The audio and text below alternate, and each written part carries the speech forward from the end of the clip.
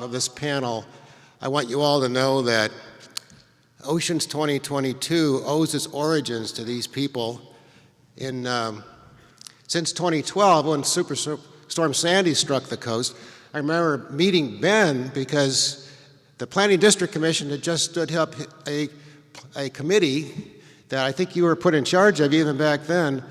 Dwight Farmer, I think, was the director back then, and it led to my association with ODU and all the work that's been going on for 10 years. The conference theme I had a chance to pick, and it's all about resilient coast, adapting today to secure tomorrow. So this panel is to showcase what the Hampton Roads region has been all about, how they've moved forward after Sandy, and how we continue to move forward.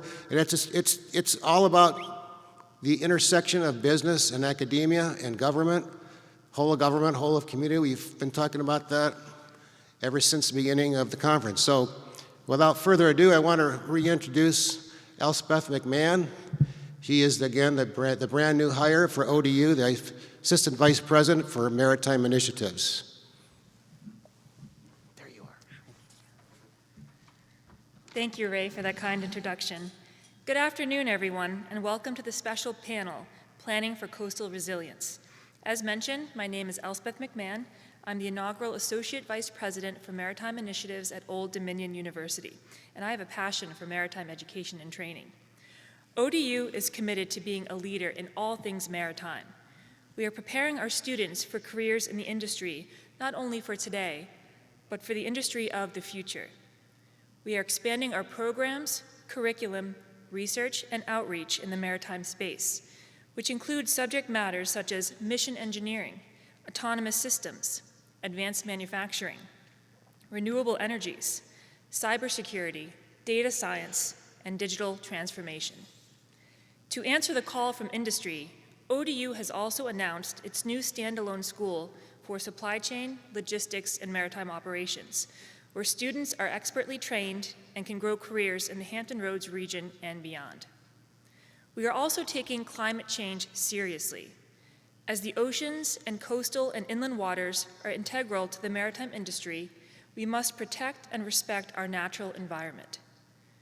ODU's Institute for Coastal Adaptation and Resilience, or ICAR, is a national center that advances the resilience of coastal communities by integrating scientific and engineering knowledge with human dimensions to develop innovative solutions. I am proud to introduce ICAR's Executive Director, Dr. Jessica Whitehead, who will be moderating today's panel. Thank you.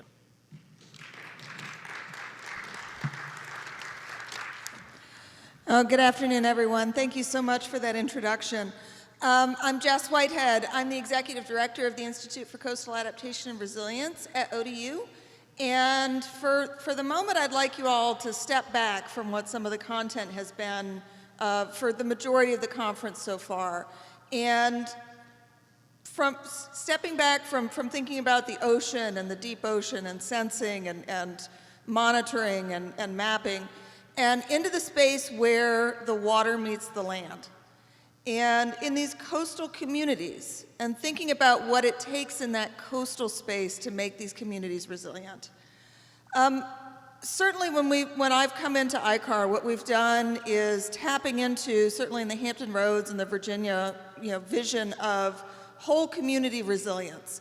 And what that means for us, and frankly I don't think we've actually talked about what resilience means in the conference so far, is a space where our environmental systems, but also our social and our economic systems are working together not just to survive, but to thrive amidst disasters and climate change. This is something that may require adaptation to live with these changes, to learn how to live with water. As we heard this morning, 90% of our goods come through ports at some point. And as we think about the effects of climate change and sea level rise, unless we have some alternative for that particular system on which everything around us, 90% of the things in this room very likely depend, we have to think about what it means to live with water, because we are tied to wherever that water meets the coast. Now, This conference really speaks to an audience of scientists, the private sector, our partners in the military. And in that, so far, you've seen a lot of this focus on science, and it's very useful science. But Maria Carmen Lemos of the University of Michigan and others in the climate resilience space really set up that having information that's useful is not enough.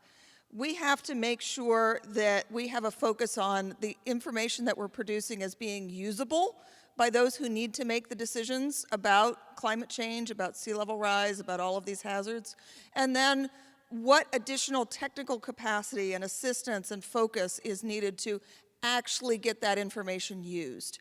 So this is the space where I want to bring our panel today.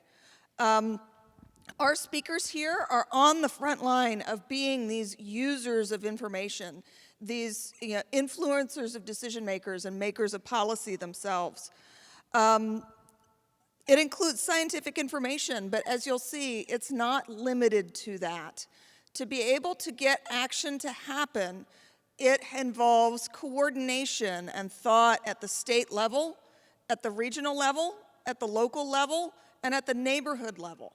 And so today we have a panel for you going right along that continuum of governance in resilience, starting off with the state perspective, moving down to the regional perspective, the city perspective, and then the nonprofit perspective, with a focus here on Virginia and Hampton Roads. The work of everyone on this panel, and I'll mention here that we've decided to take a format where understandably, Director Wells is not able to be with us. He's in Richmond, so he's going to give a presentation, but the rest of us are just going to have a discussion here. So think about it. If you like to think of it as a discussion panel, that's great. If you're on the younger side, think of it as a live podcast. It'll go well. So adjust your expectations if you thought we were really going to PowerPoint you for 80 minutes. But really talk about how their work is directing resilience and adaptation in the spaces and places with which they work, and thinking about how we can either help or hinder adaptation in these coastal communities.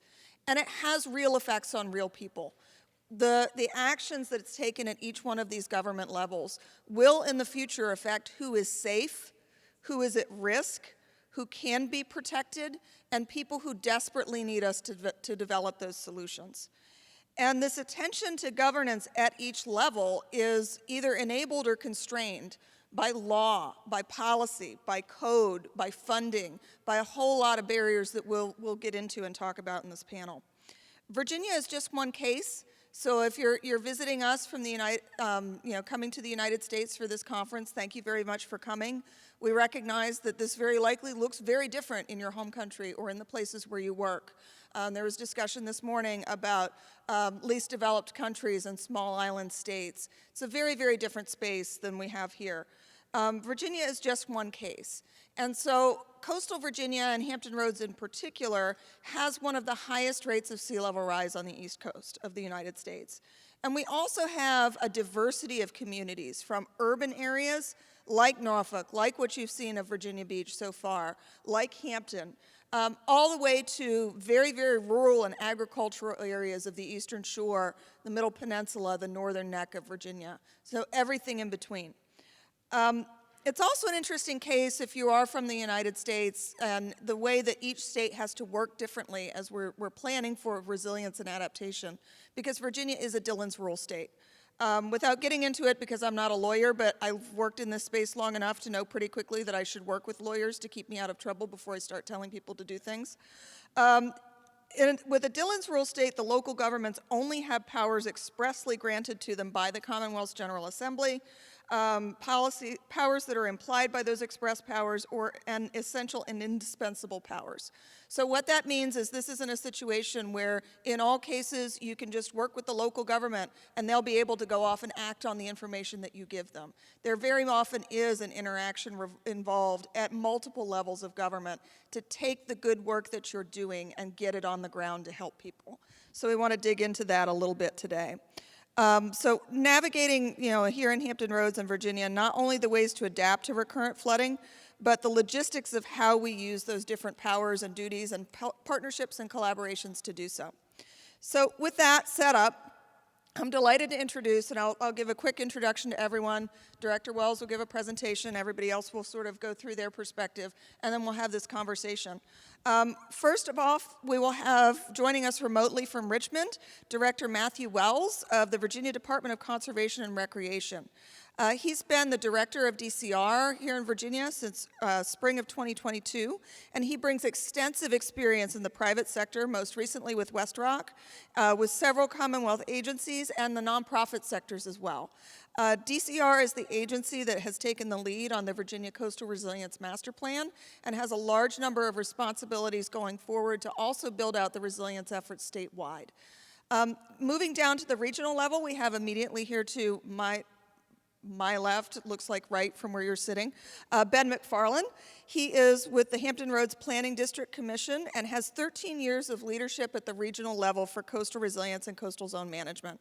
I can also say, as somebody who has played in not just the science sides of climate change, but also planning and resilience and how you get things done, that Ben here probably knows more about the realistic expectations for how to take climate precipitation projections and use them for planning and projects than the climate scientists who are doing the downscaling themselves. So giving you that particular praise, as much as I'm sure you're giving me a face right now that I'm not watching. Next, we have Carolyn Heaps-Picaro. She is the City of Hampton's Resiliency Officer.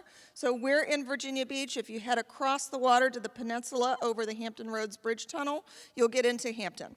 And Hampton is also an extremely low-lying area, and she's been helping them work on whole-of-community resilience plans getting down into neighborhoods. She comes to this position after working in some of the small rural areas with projects like the Resilience and Adaptation Feasibility Tool, as well as some nonprofit experience, so someone else who has a lot of experience among different sectors of government. And then last but not least, we have Joe Rieger, who is the Deputy Director for Restoration for the Elizabeth River Project, which is a nonprofit here in the Hampton Roads region. He has tremendous experience and is a key part of the success that the Elizabeth River Project has had in restoring the Elizabeth River. It's an urban river, and if you go to the Ocean Hall in the Smithsonian's Institute for Natural History up in Washington, D.C., you'll see the Elizabeth River given as an example of an urban river system in that particular exhibit. So I'm really excited to have him here with us. And Joe is also an ODU alum. I would be remiss for not mentioning that. Yeah. So with that, I'd like to turn it over to Director Wells. Great. Thank you, Jess. Can you hear me okay? Yes, we can. All right. I don't know if I've got video or not, if you all can see me, but We do. okay. Oh, good. Well, I'll be on good behavior then. No, I appreciate the opportunity to speak to you all and come in remotely. I'm actually not in Richmond. I have a commitment in Bristol this evening, so I'm coming to you live from Claytor Lake State Park. And I know I'm violating probably a bunch of Zoom rules by having some backlighting behind me, but I can't resist showing off at least a little bit of our state parks. This is a real background, by the way. It's not fake. But appreciate the opportunity to join you all today. We've got a lot going on at the state level when it comes to resilience, and I know we've got limited time, and I promise I won't PowerPoint you to death. I'm also not a technical expert, but I wanted to talk through some of the high-level principles that we use from a state perspective to shape our approach to resilience, how that frames our policies, our actionable items, and our deliverables. And I think, we are at an interesting point in our statewide resilience planning. We have, I think, made a good bit of progress. We are continuing to make progress, but we still have a long way to go. We're also in a bit of a transition between administrations. I think that positions us in an interesting spot. Really quickly, Jessica mentioned the Department of Conservation and Recreation. Just to give you a quick overview of our role in this, DCR is Virginia's lead natural resource conservation agency. So we have oversight of Virginia's 41 state parks and 66 natural area preserves. So it's about 170,000 acres under our direct management. We manage the state's land conservation, tax and grant programs, the state soil and water conservation programs in partnership with the Soil and Water Conservation District. So we have a role to play in our Bay water quality goals. We regulate about 2,600 dams. And then, of course, we have significant programs dealing with floodplains, including the National Flood Insurance Program. And we are point on most of the state's resilience programs. I have also been delegated a number of tasks by the state's chief resilience officer. So we we are pretty deep into this. We don't have everything, but we've got a good part of it. The map here real quick, and this is really why I wanted to do the PowerPoint, was to show a few maps and graphs. The map here is of the Commonwealth's major watersheds. That'll come into play a little bit later, but essentially everything north of that brown watershed, the James River, flows into the Chesapeake Bay. So we're a very water-rich state. So I want to talk about the four principles that we use to frame how we think about resilience. And the first principle is that we're committed to addressing challenges relating to flooding and resilience. And the charts and maps on this slide are from the Coastal Resilience Master Plan that Jessica mentioned. They show the impact to our coastal floodplains from flooding and storm surge events through 2080. This is tidal flooding, storm surge, and relative sea level rise. Just to frame that, because coastal Virginia also has subsidence issues in addition to what you would traditionally consider to be sea level rise. So I'm just going to group all these together and call them seawater flooding so that I don't have to repeat that list every time. And without getting too deep into the details on these maps, it's pretty clear that this is a significant impact. There's a whole lot more blue on the 2080 map than there is on the 2020 map. The flooding events will become more severe and more widespread. And this is I know your own audience that is tuned into resilience. You probably look at this and think, well, of course, this is something that we should be addressing. But as I said, we're at an interesting point in our resilience efforts as a state. So my boss, Governor Youngkin, is a Republican. He's been in office since January. His predecessor was a Democrat.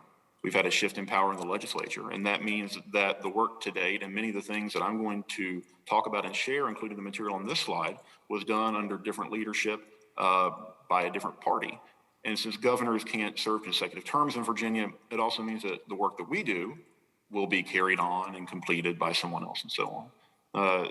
In addition to that, a lot of the legislative framework that set the stage for a number of the things that I'm going to be talking about were bills that had Democratic patrons. They had broad bipartisan support. And because of that, I think it's important for us to establish a continuity of efforts, and that this is a priority for the governor and for this administration. And while we may differ a little bit on the details, maybe with some of the folks that have come before us or some others that are in the policy space now, the critical thing here is that our goal is a shared one across parties and administrations. This isn't a partisan issue. And for folks that aren't in Virginia, that are from a national or international audience, that may shock you that this could be a true bipartisan effort. But to me, this is how government's supposed to work.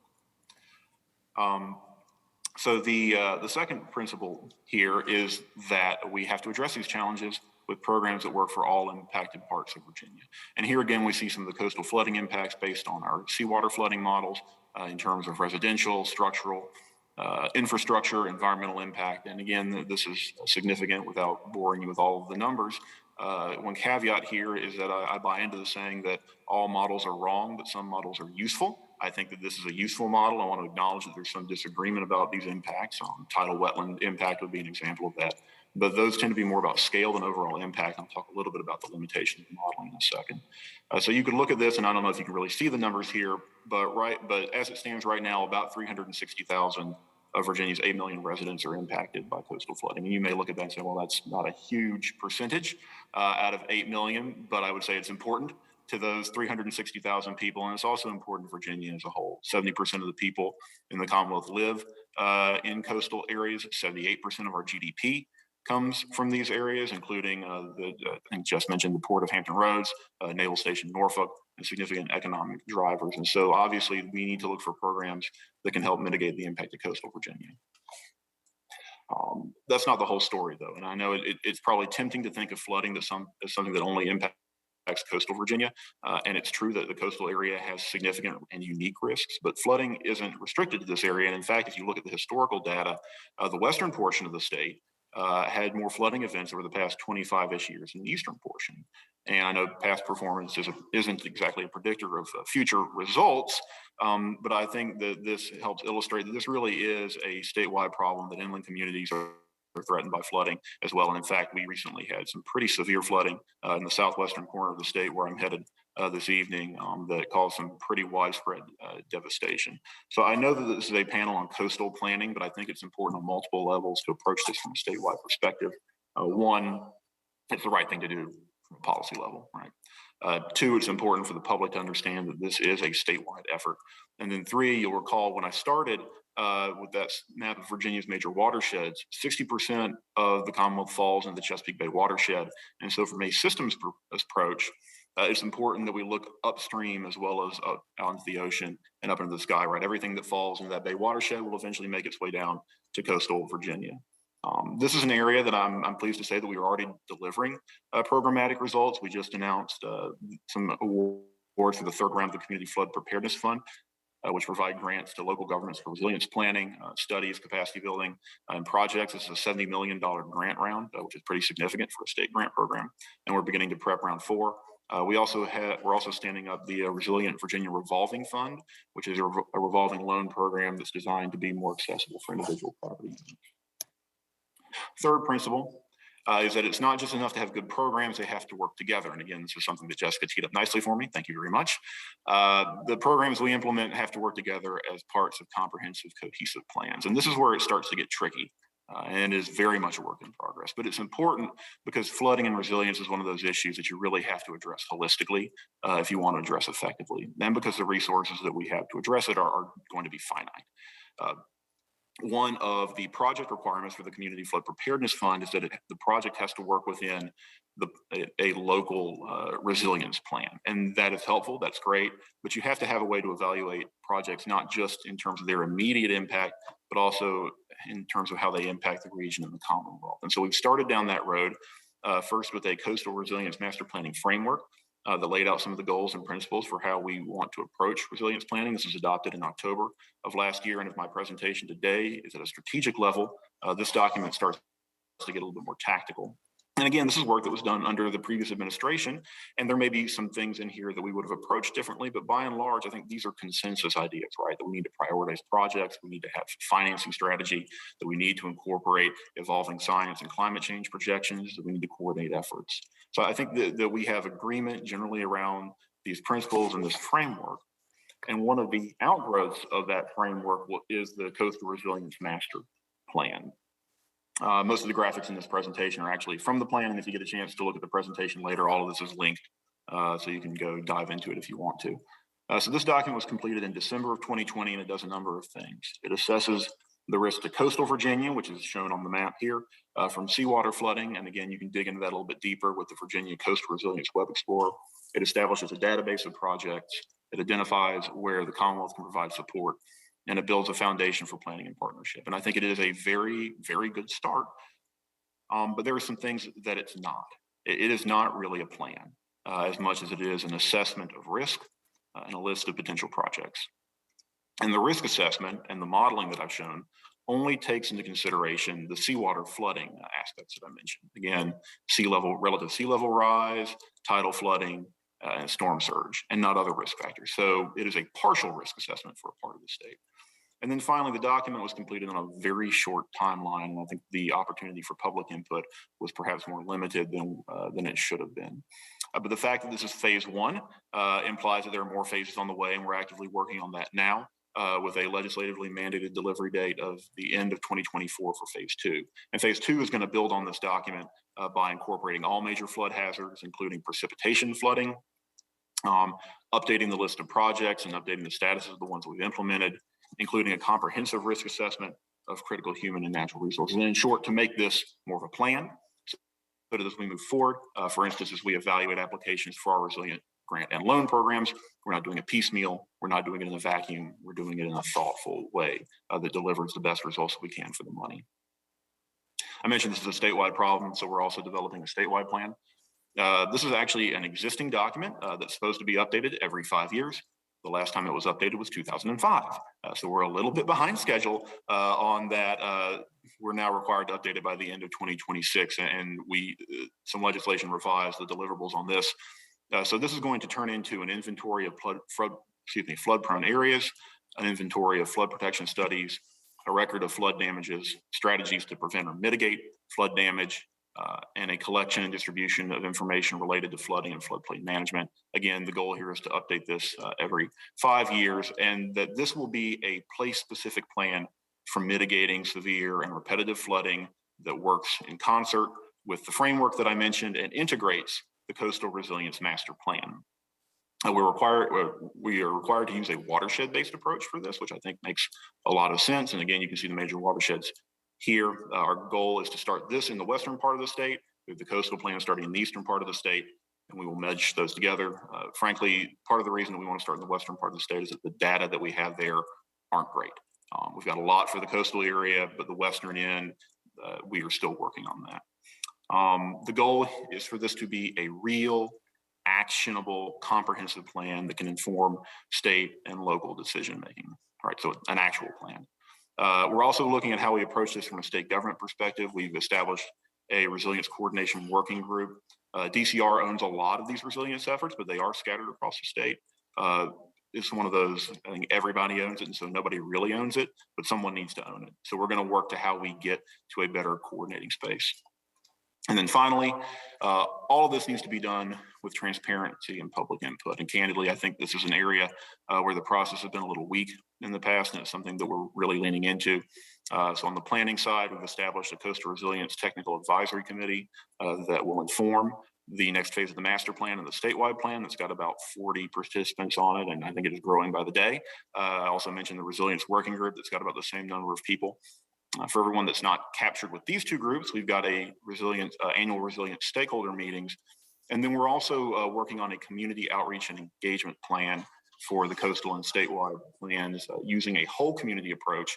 And the goal here is to go beyond stakeholders, right? So everybody that would be in this room today, everybody that's on the stage, y'all are all stakeholders. You're engaged, you understand this, but that's not everybody that's impacted here.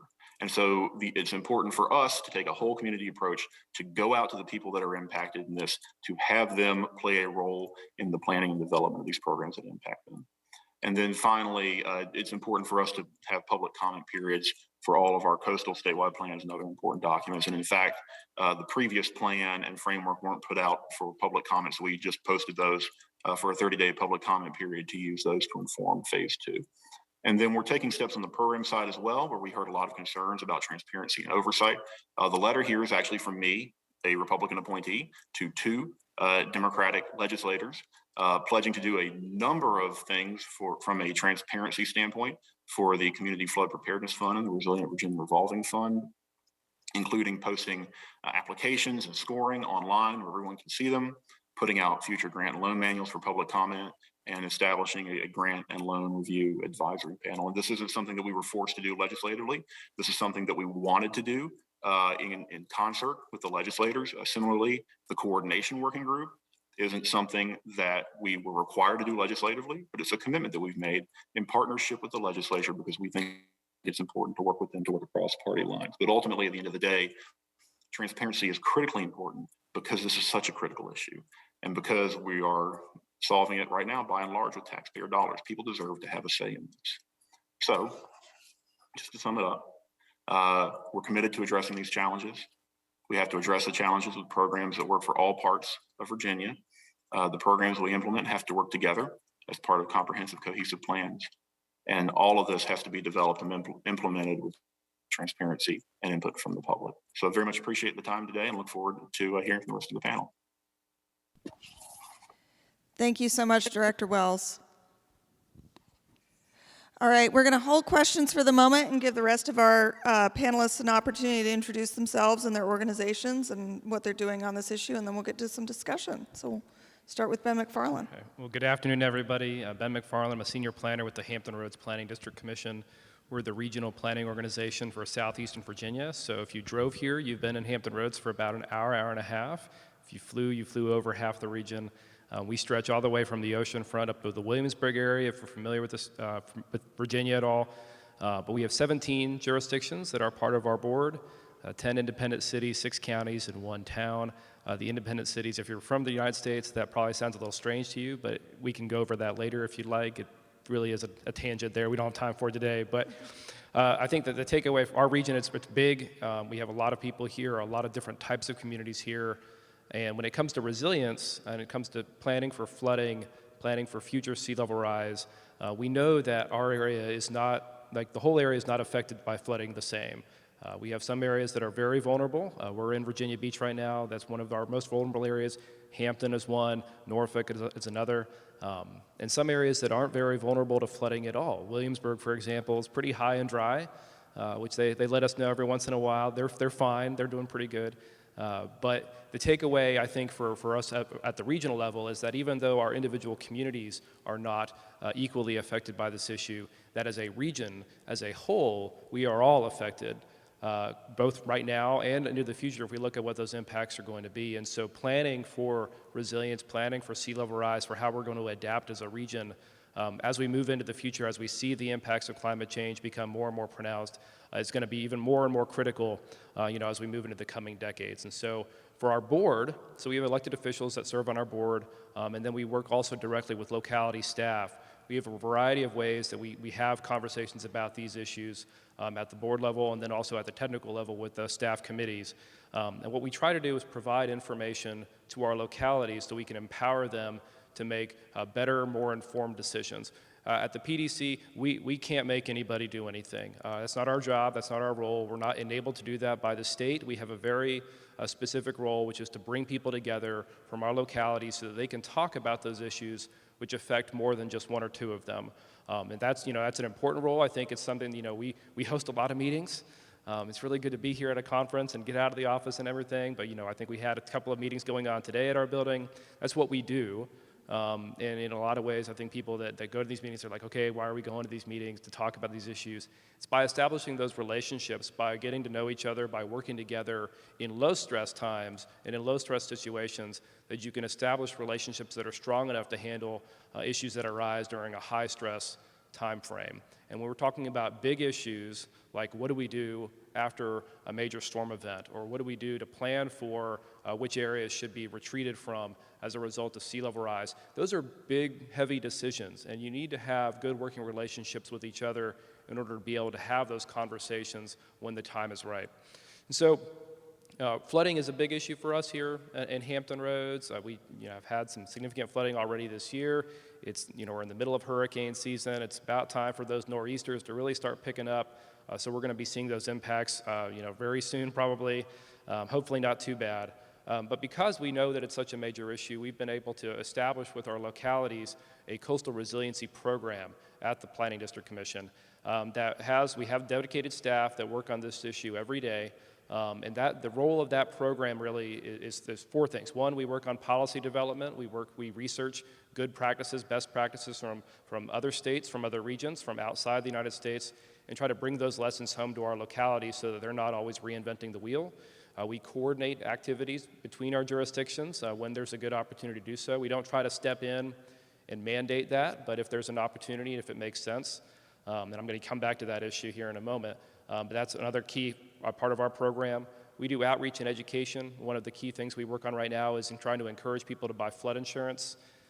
So that's, just general increase of flood risk knowledge across our region to know that, anywhere it can rain, it can flood. It comes as a surprise to some people, but that's true. And then on occasion, we have some regional projects that we're also implementing, and I see some partners in the room right now that are a big part of that, but one project we're working on right now is installing some roadway flooding sensors. So we're putting sensors actually on roads that are critical to accessing different parts of the region, and as a result, we're actually getting data on the amount of water that's actually on the road surface, and we're able to send that data out to people. We're partnering with Waze, or trying to partner with Waze. I think we're making some headway there to make it so that data is turned into useful information so that commuters or other decision makers can have access to it and use it to inform their decisions. I mentioned that the coordination is not always the right course of action, and coming from a regional planning standpoint, this may surprise you, but it's not always good to be regional. Regionalism, working together, coordinating, partnering, it has a cost. Sometimes it makes sense. There's a benefit to it where the benefit outweighs the cost, but a lot of times it's actually a lot easier and it's a lot better to really be honest and to know when it's better to go alone or to work with a small group as opposed to trying to get everybody on board. And I think when it comes to resilience, that's one of the bigger findings that we've had over the years is that some of our communities are really ready to push ahead and some aren't quite ready to move yet. So figuring out kind of where that sweet spot is something that occupies way more of my time than I care to admit. But I think in this case, we have a number of examples in the region where coordination or working together has been very valuable and we've had a lot of success. We've made a lot of headway recently, and I'll just talk a little bit about a couple of examples, and then I'll pass the baton to Carolyn. But one thing that we're working on regionally right now is what we're calling our Regional Resilient Stormwater Management Design Guidelines. And so that's a mouthful. I usually don't say it out loud, it's just written on a slide.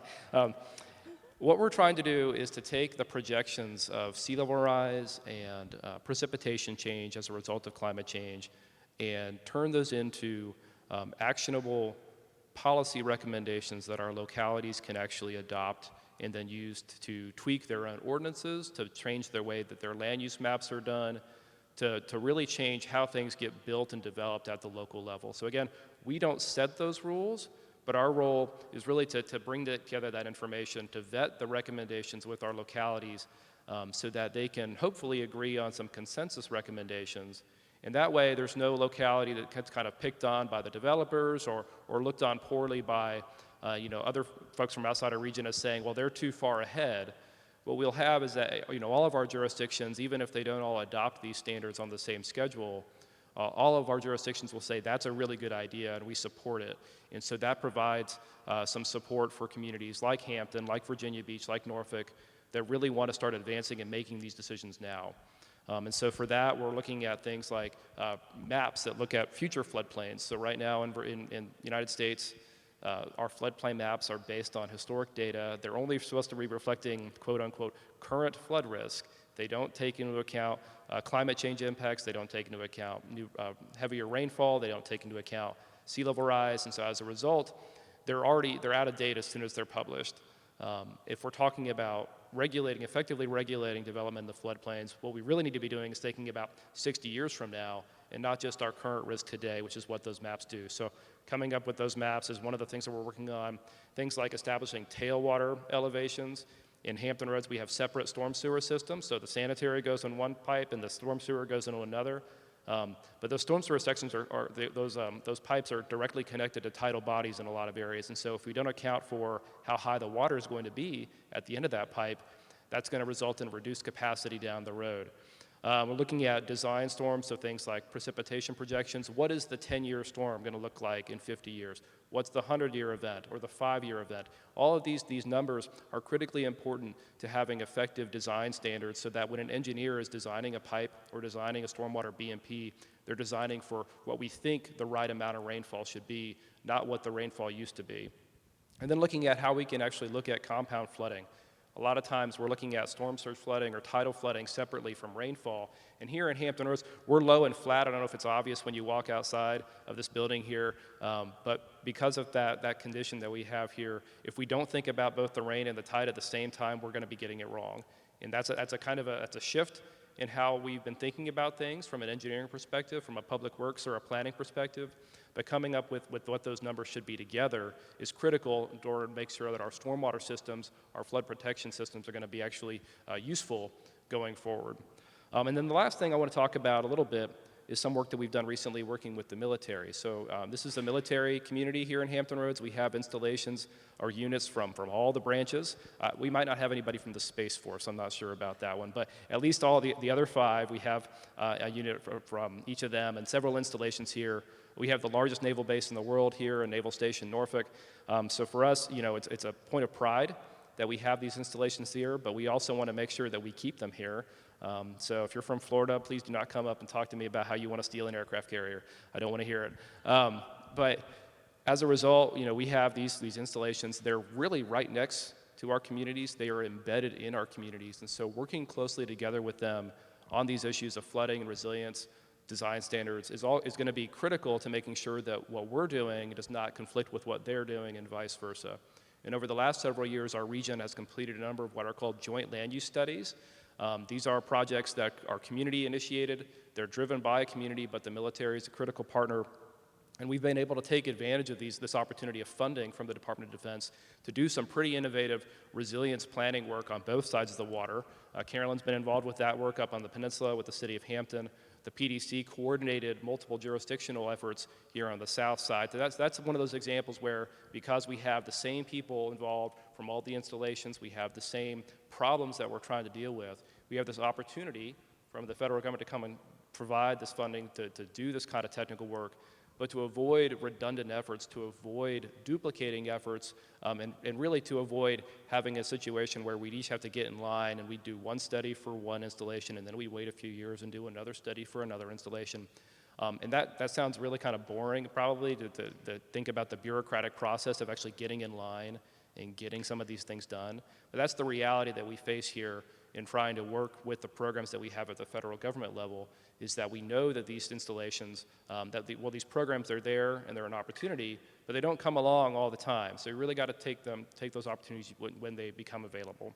So I guess the last thing I'll just mention here is, and I think one thing that Jess mentioned earlier is that, data is critical. Good data is vital to making good decisions, but we have to have a way to turn that data into good, actionable information.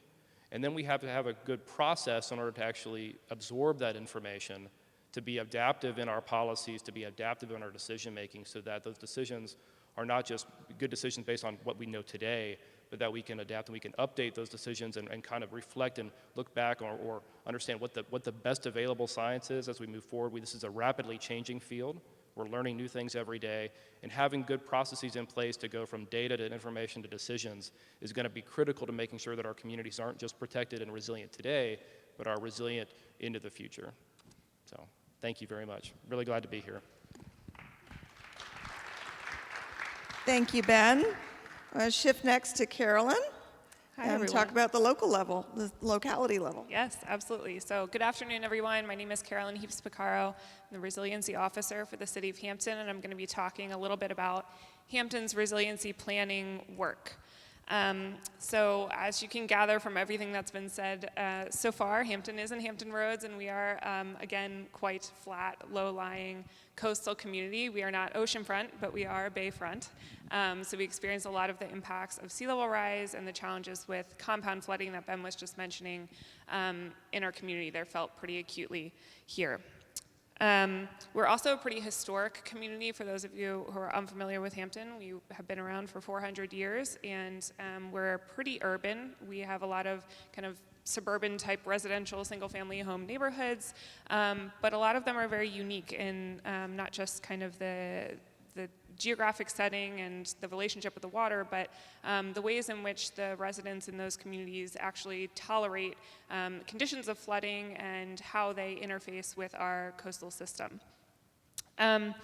We've been planning for resilience in so many words since about 2015. We participated in a process that was really led by the City of Norfolk, and several localities within the region were brought along, called Dutch Dialogues Virginia, Life at Sea Level. So we came together with experts from the Netherlands and New Orleans to really learn about and think about what it means to be a community like we are, so exposed to these challenges, and how to truly live with water, as has been mentioned in this panel so far. Coming out of that, we really tried to shift our approach and our thinking about managing water to think first about the water in the landscape. So there's been a lot of discussion about watershed level planning and using that as a basis, and we agree that that is an important scale to think about, because at the end of the day, we are putting our built environment on top of a natural system that existed prior to that. And so we need to think about where water is gonna go, and not necessarily try to engineer our way around that, but to integrate that and embrace the assets that our water brings to our community. Again, as a historic community, we really grew up, and our heritage is based around being coastal and being waterfront, and we'd like to be able to carry that into the future despite the challenges that we know we will continue to experience and that will get worse. So coming out of that process, our city council embraced the strategic priority for living with water, and in essence, that meant standing up a citywide interdisciplinary multi-departmental initiative called Resilient Hampton. I coordinate that initiative, but I work together with my colleagues from Public Works, Emergency Management, our Planning Division, our Housing and Neighborhood Services team, to really think critically about what it means to integrate resilience into all of our bodies of work, and to really coordinate that effort. So we as a team have done a variety of planning efforts, and I'm going to speak most about planning work since that's the name of this panel. What we did was set up a citywide policy framework for resilience, and that was completed back in 2017, and it really sets out a set of goals, values, and guiding principles for what we mean when we say we want to be resilient. So this is our overarching framework that will guide our work for the next 10 years and beyond around what it is we mean when we talk about this work. Some of our values include things like equitable and natural, and those mean that we want to make sure that our work is benefiting those that are most vulnerable and not just physically exposed to risk, but also perhaps more vulnerable because of their social conditions such as age, disability status, income, et cetera. And then natural, we really want to embrace solutions that are oriented towards natural infrastructure, using nature-based solutions, again, prioritizing things that are going to adapt with the environment and not harden structures that might ultimately become insufficient or overly costly. So our citywide framework also pointed to the need to do more specific planning and to look at that, again, watershed level within the city to come up with specific projects, because we knew we needed to invest our thinking into not just high level, what needs to happen at the policy level, but also what needs to happen on the ground with projects. So from there, we developed our first watershed level plan for the city. So we called it a water plan called the New Market Creek Water Plan. That was completed a couple of years ago, and it identified more than 20 projects that could be implemented throughout that watershed area in order to alleviate the challenges that we discussed, but also to create this community-led vision for what the future of that area looks like. And I think that's one thing that's really important about Hampton's approach to resilience, is that we really try to be driven by and directed by the values that the community says that they have and the vision that they have for their area of the city. And so for New Market Creek, that meant that what people wanted to see was, again, those nature-based solutions, but then also new ways to create connectivity, new ways to get around that weren't reliant exclusively on vehicles, which is we have a lot of parking lots, we have a lot of roads, and not a lot of safe and good ways to get around by foot or by bike in that area of the city. So we came up with this vision for a loop trail that would integrate with all of our other flood mitigation projects, and creating those co-benefits was one thing that was really important. So we finished that plan. We're now implementing those projects, which is really exciting, and we've moved on to our next watershed level plan, which is for 3 other areas of our city, again, based around watersheds. And we're excited to see what comes out of that process. I don't want to talk too long, so I just want to highlight a couple of other key elements of our planning process that might be interesting to those who aren't typically maybe engaged in government planning.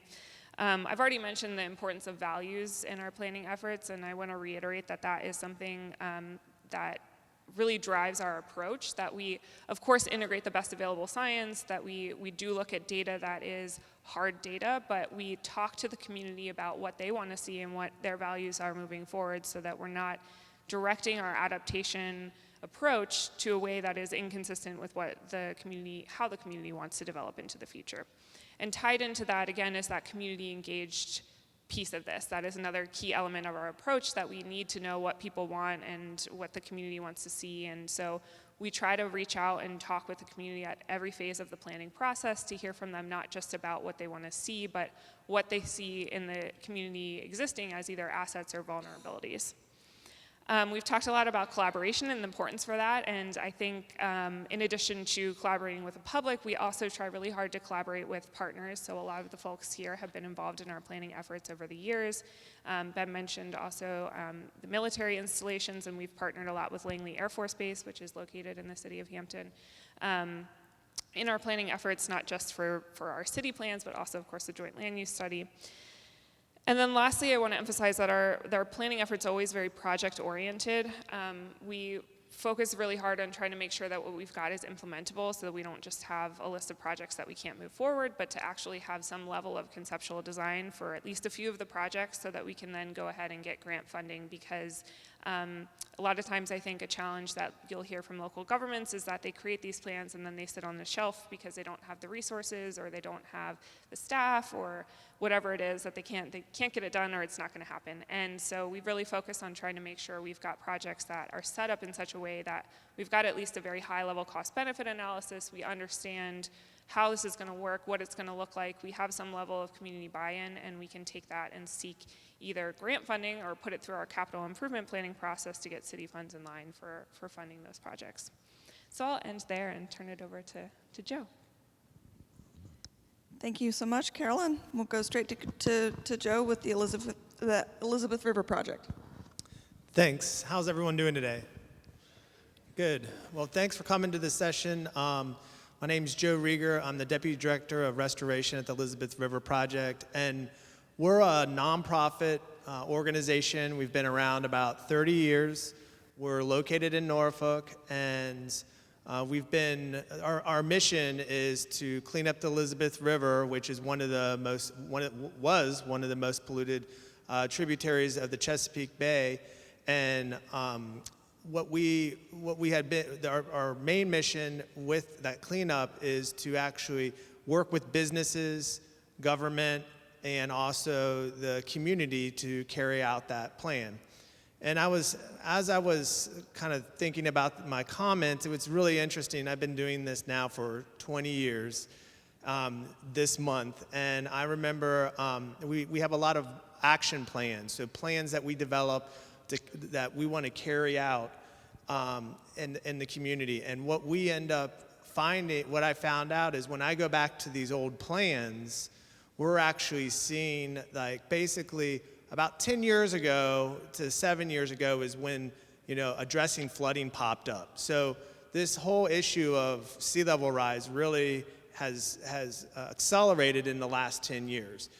10 years ago, it was a bad word to talk about sea level rise here in Hampton Roads, and localities to think about addressing it. And just in the last 10 years, there's been a significant amount of work that's been done. And now when I look at our new action plan, it is one of the #1 things in that plan to address. So this is a really important issue here in Hampton Roads. And just to give you some examples of projects that we've carried out that have addressed sea level rise. The first one we actually did, which was not really to address sea level rise at all, was down at Money Point in Chesapeake, Virginia. We had this project where we had contaminated sediments at the site. We were working with Hess, Citco, the community, and Kinder Morgan to try to come up with a plan to address this contaminated site and to do some marsh restoration. So in order to save money from that project, we ended up saying, well, when we make this marsh, instead of hauling off all this soil, let's create this giant berm and plant it out with native plants and create an urban forest. So we went ahead and did that, and we're sitting there. I remember it was like the 1st of November over in '09, and we were checking out the project, or the checklist, the final checkout. And then a few days later, the November nor'easter of '09 hit, which was one of the largest flood events here in Hampton Roads.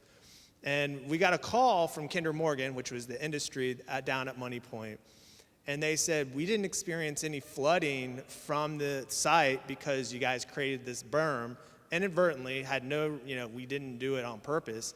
It kind of showed, and now if you look at that berm today, it's still intact. It's a huge habitat for that site. And it actually has the third highest diversity of birds in southeastern Virginia, which is crazy at an industrial site. But it served multiple purposes, including protecting that site. And you kind of fast forward to just right now in Norfolk at Ohio Creek, and that same kind of solution is being used to protect that community. We were involved with the design of the living shoreline, which is basically the shoreline was eroding away. And, back up. The city of Norfolk got a large federal grant to basically make this community more resilient. It was in a neighborhood of $120-some million. The plan was kind of multifaceted, which would include putting berms at the site, putting some floodgates, pervious pavers, just a whole suite of different approaches. We were brought in to help make recommendations on the shoreline and the berming and during the design process. And so we were able to contribute to how we would create the marsh, and then how we added that design at Money Point into this it's called Chesterfield Heights Ohio Creek project. And that project just shows that, like, just in that happened within 8 years of the Money Point project. Since then, and you heard up here just a few minutes ago, all these other projects that have come out of resiliency, and I think it shows how important this topic is here in Hampton Roads. The last two things I'll mention is property owners. We get a lot of concerned property owners worried about their property eroding away, standing water in their lawn. And so about 8 years ago, we created a program called Riverstar Homes, where we can go out and we can help homeowners make recommendations on how to address their shoreline issues or flooding they may have. It's a free program, and then we actually have a cost share where if they want to do a living shoreline to protect their shoreline, we can cost share with that homeowner in order to put that in and protect their property. The nice thing with that is it's kind of a dual benefit where we can help them protect their shoreline. We can get some funding from some of the cities, and at the same time, the cities can take basically a nutrient reduction credit that is right now the US EPA has a total maximum daily load, basically a diet that they're putting the bay on to reduce nitrogen and phosphorus. So the localities can take that credit, and as a result, it helps to reduce some of the flooding effects, stabilize their shoreline, and the city can get some of that credit, and typically the homeowner is happy with that, with the project. So, we came up with innovative ways to try to fund these projects, because as these guys know, that's hard. The hardest thing in many of these projects is to find the funding to build these projects. And then the last project I'll just mention that is underway right now is we're working on building the Ryan Resilience Lab over off of Colley Avenue here in Norfolk. And this facility is to showcase to homeowners and businesses how you can build resiliently in the face of sea level rise. The site was a brownfield site where it had some contamination, and we cleaned it up. And now the structure has resilient elements in it, which basically during a hurricane, it can be self-sustaining off the grid, and at the same time have protection into the future for the building, and also have green elements worked into it, like the living shorelines I mentioned.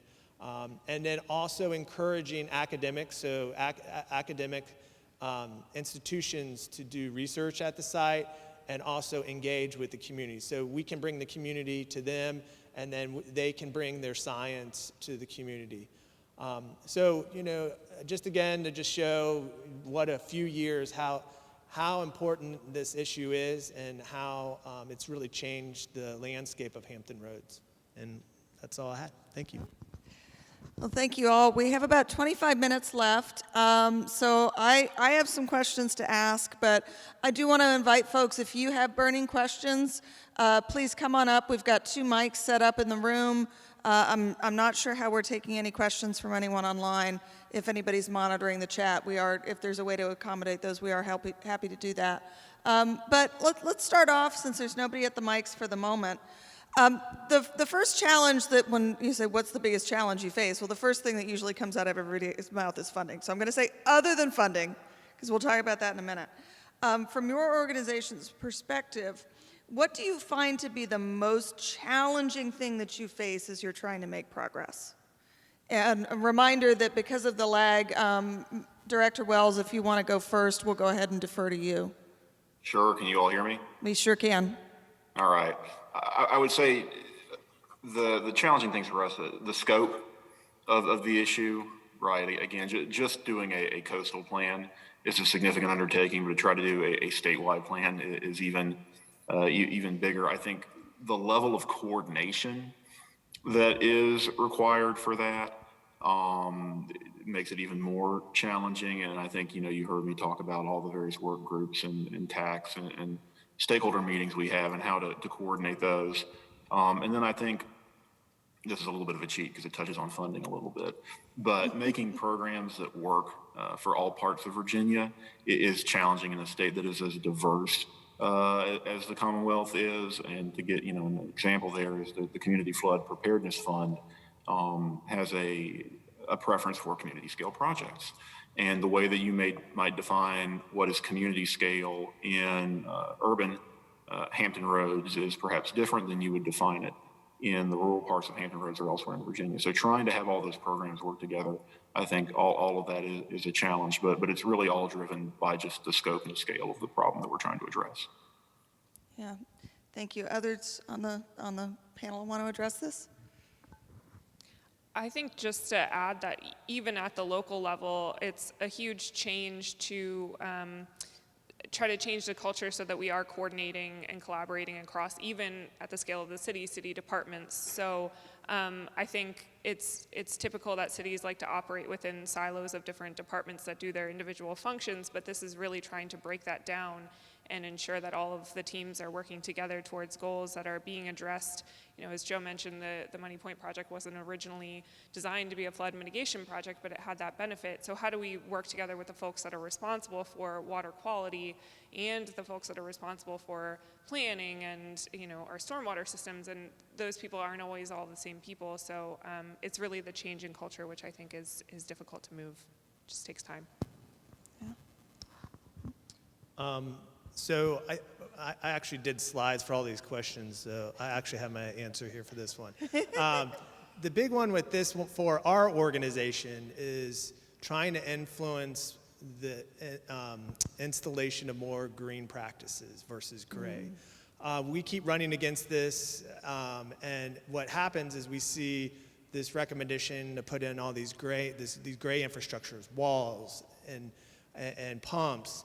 And what we've seen is like some of the data coming out is actually going to impact the health of the river, which we're trying to clean up, is one. And then two, the upkeep of these structures as soon as they're handed over to a city, the amount of maintenance and long-term O&M is huge. And so trying to look at, trying to balance that the economic impact on a city and also the long-term financial burden of trying to keep these structures up, because the structures are only supposed to be used during large events, right? But if you can see sea level rise, you can't just close the gates forever. So, the flooding's still going to occur, and do you invest all that money into something that you have to maintain in perpetuity where you're still going to have flooding occur? So, just trying to influence the green elements as much as possible because they are extremely beneficial and they also have secondary benefits to the river. Just, it's kind of cheating, but capacity, staff capacity, especially at the local level. Each of our localities has different levels of staffing, but it's usually not enough. And they all have a lot more important things to do on a daily basis than talk to me. So, and I understand that. I have no problem with that, but it does make our job. We just have to build that into our processes. It takes things a little bit longer. Takes us having to reach out a few times to find a moment in time when they can provide us the information that we're looking for. But that's just part of the game. Yeah, I don't think that's a cheating answer at all. I mean, I think it's one that people don't think about. I mean, if you think about the number of person hours that get put in, especially talking about the level of collaboration that's required, you have to have more people in there, and nobody ever likes to fund positions. But if there's an opening, it's the first thing everybody needs to ask for because you've got to get that capacity somewhere. It doesn't come out of thin air. All right, we've got a question in the room, so. Great.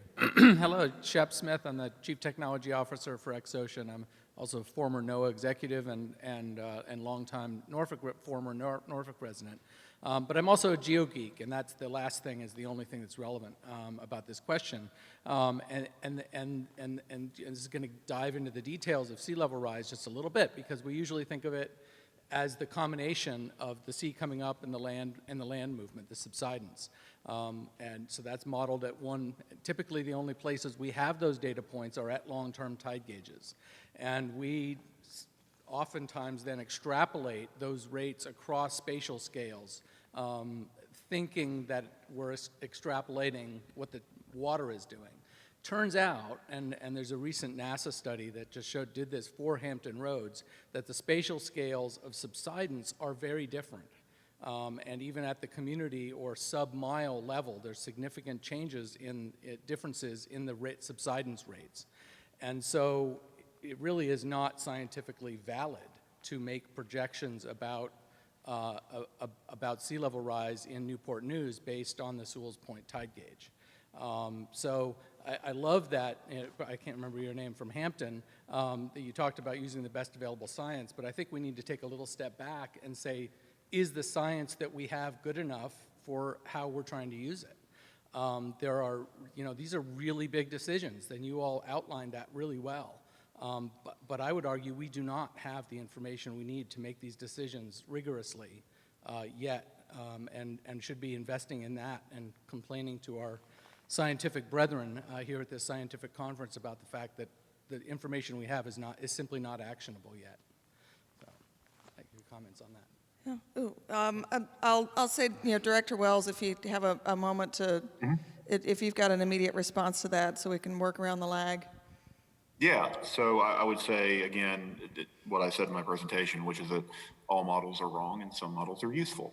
And I think that this is an area where the science continues to evolve, where particularly in the case of subsidence, it is very difficult to model. One of the things that the Commonwealth has done over the past couple of years through the Department of Environmental Quality is install a number of extensometers in various parts of the coastal floodplain to monitor subsidence as a result of potentially of groundwater use. So I think it's something that we're trying to get our hands around. But yeah, that is another one of the challenges, is that you're always dealing with kind of a shifting data set because the science continues to evolve. Yeah. So how do you tackle this? Because state government, local government, nonprofits are in a challenging situation right now. I mean, we think about the money that's coming out from the IIJA and the IRA, so the billions of dollars in federal money that are now coming toward resilience, the existence of the Commonwealth Flood Preparedness Fund, the fact that you have people coming to you, or you have people coming to your local governments and coming to you, or you have homeowners coming to you and saying, I see this flooding now. I want to see something done now.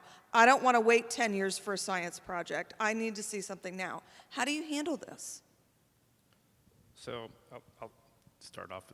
I think at a general level, I do think we have enough information to start acting. I think it's a case here where we don't want to let the perfect be the enemy of the good, and we know that things are trending in the wrong direction or the bad direction. And so, if we don't do anything now, or if we don't update our numbers, the values that we're using for future conditions, we're just adding to the scale of the problem.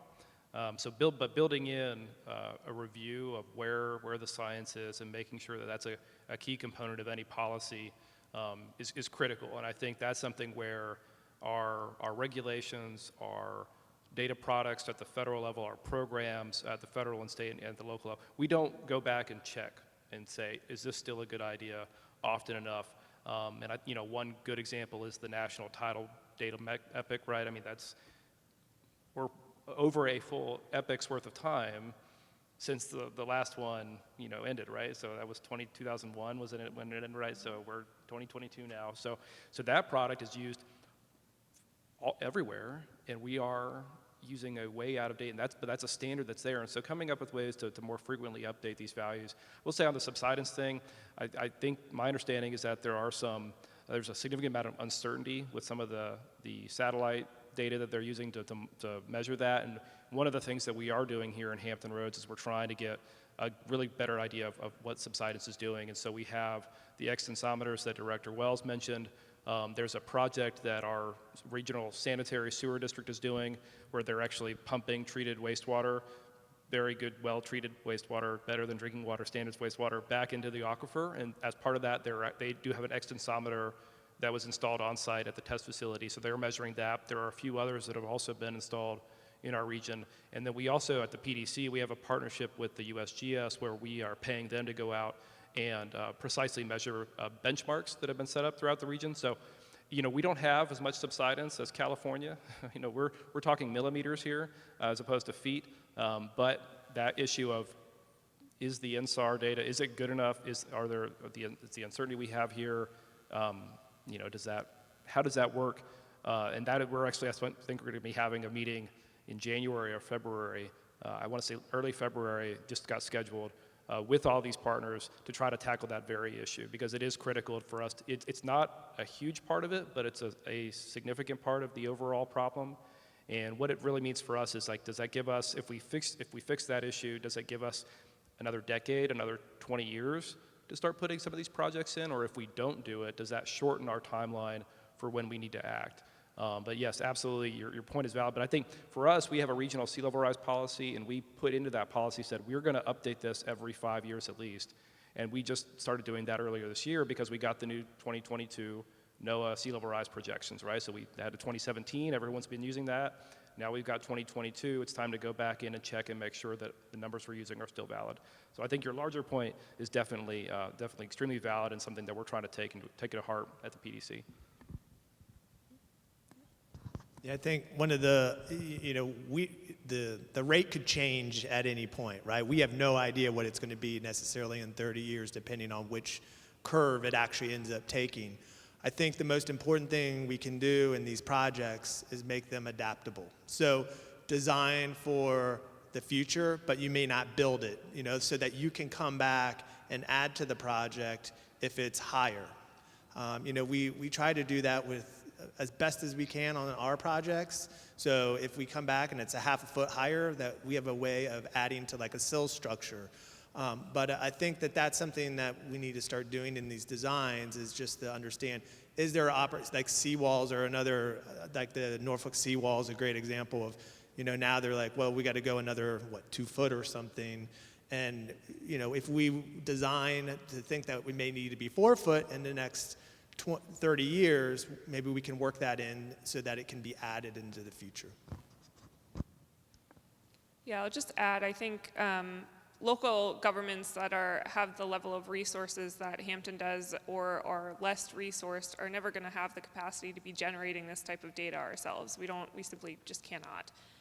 So we really have to rely on others to be able to do some level of work on looking at the data, collecting the data, analyzing the data, and giving us some recommendations, and the PDC does an excellent job of that, our academic community as well. But I think, I agree with everything that's been said, and I also think that it's ultimately, I just think we need to recognize that local governments just a lot of them don't have the capacity to be doing that type of work. Thank you so much. We have another question from the audience. Thank you. What a great panel. Thank you guys all. So my question is about stakeholders again, and engaging stakeholders. And I would love to hear what you guys have found to be your most effective ways to engage them, and the least effective ways to engage your stakeholders. So. Ooh, who wants to take that one first? I can give it a shot. Yeah. So we've recently been working on our downtown Phoebus and Becker water plan, as I mentioned. I'm going to talk about stakeholders in the sense of the broad community and general stakeholders, including our residents. And what we found successful there is to, one, meet people where they are, so try to go to the physical community spaces where they tend to gather already, or use channels like existing neighborhood organizations with which they already interface as a way to meet people and get them physically present with us. And in terms of the questions or how we're engaging them in the discussion, I think what we have found most successful and what a lot of organizations have been doing is, again, asking about what do you care about in terms of what are the assets that are already there in your community? What do you want to see continue into the future in your vision of what this space looks like in the next 20 years, the next 50 years, the next century? And using that as kind of the starting point alongside what are the vulnerabilities that you see? Where are you already experiencing flooding? What are the challenges that you're already perceiving in the landscape? And kind of using that as a starting point for a discussion about how things might change into the future, and honestly using that as good data that we're integrating into our planning processes for what projects we're creating. Yeah, I guess I am more interested in hearing about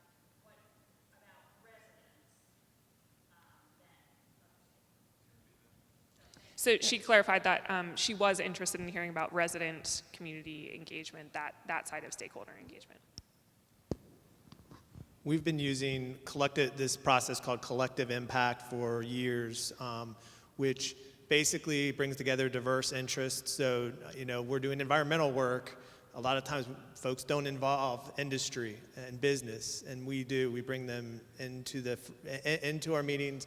We have a common goal. We reinforce that with projects and activities. And then you need a backbone organization to keep that running, which is us for the Elizabeth River. And the process has worked extremely well. The other thing I'll say is the one thing we've learned is that if there's anyone that can stop you or your project, you should go and sit down and have coffee with them, buy them lunch, talk to them, and then listen and see if you can find common ground. Because I've seen a ton of projects get derailed by a few people who did not like the project, and all they wanted to do, the people wanted to be heard, and there was another way to address the issue. So that's something that we have found, is that you just don't plow over somebody or a couple folks that have concerns. You really need to listen, otherwise the squeaky wheel issue can come into play on projects. Yeah. Director Wells, do you have anything you want to add? We do have more questions in the room, so. I think those are all very good points, and some of the stuff that I touched on, and that's why transparency and public input is so important to us, and going beyond just the typical stakeholders that you always see in the room. That's important. They're plugged in, they have technical knowledge, but you got to get out into the community. We've been trying to do that at an agency level. We've got a very short survey that we've been taking around the community events, but certainly more work to do in that space. We've had some recent exciting I wouldn't say success, because success implies that we did spectacularly, but had some good outcomes with some virtual or hybrid meetings. And I think the possibility of using technology to, as Carolyn mentioned, to meet people where they are, to give people an easier way, especially for regional conversations where our building is pretty easy to get to if you can drive, but not everyone can drive, and not everyone can come and meet us at different times. So being accessible like that and taking advantage of technology, it's a really exciting development, I think, for planning as a whole, as a field, to try to take advantage of those new technologies. All right, another question from the room? Thanks. So my question is kind of on the opposite end of the spectrum. So I'm coming from the White House Office of Science and Technology policy. I thought it was interesting to hear that some of that kind of siloing between agencies happens even at the local level, because we certainly deal with that at the federal level as well. And we are having a lot of conversations, of course, across the agencies on how to address coastal resilience. I don't always have the opportunity to engage directly with people and communities, so I'd love to hear from you on kind of what do you need from the federal government? I mean, of course, funding, but do you want the funds and us to get out of the way, or are there more things that you're not getting now that would be useful for me to kind of take back to my folks? Oh, I'm sure we can provide you with a list. We only have 4 minutes. Yeah, we only have 4 minutes. Woo! All right, Director Wells, I'll give you first crack on this one so we avoid the lag. Actually going to defer to the rest of the folks on the panel. I think we're looking forward to working with the federal folks, but yeah, the stovepiping happens at the state level too. It's something that we're trying to get through, but certainly financial support is important. Yeah, and I will say, having had experience working in other states as well, this is not just a Virginia challenge. It is universal with the siloing that happens every level of government all the way down. So I'll folks on the panel. It's such a big question. I mean, I know you said other than funding, but funding really is an important part of it. I think the challenge for local communities, and I don't necessarily have a recommendation for how to fix this, but staff within my city, and I think in other cities as well, don't have the capacity to sit down and write the grant applications to be able to get that funding. So reducing barriers whenever we can to enabling communities to tap into those funds is, I think, critical. Of course, I know we want to have good oversight over use of federal dollars and make sure that the money is being used well and going to the right projects. So some way to balance that with the reality that local governments often just don't have the time and the resources to be able to meet all of the requirements that come with like FEMA cost benefit analysis, for example, is one thing I'll say. Are there other ideas? Atlas 15 from NOAA is a Yes. critical need. Something, a precipitation atlas that's seamless, that incorporates non-stationarity. We're all building things now that are going to be around in 80 or 100 years if we build them right, and that means they need to be built for then, not just now. And the same thing goes for flood risk mapping with FEMA. Those products, they're okay. They could be a lot better, especially given what we know about what the future is going to look like. From our perspective, some specific agencies that probably could use some guidance would be, we're dealing with EPA right now. The Superfund program really needs some overhaul when it comes to remedy selection for projects in flood-prone areas. A remedy is being decided right now, and no evaluation of the remedy and the impact of sea level rise on that remedy has been evaluated, and it's entirely in a 100-year floodplain. That's one example. And then I'd say the other one, which, and they realize it too, and they want change, is the Corps. The Corps, in some of their 3x3 studies, they're very limited in scope of what they can evaluate.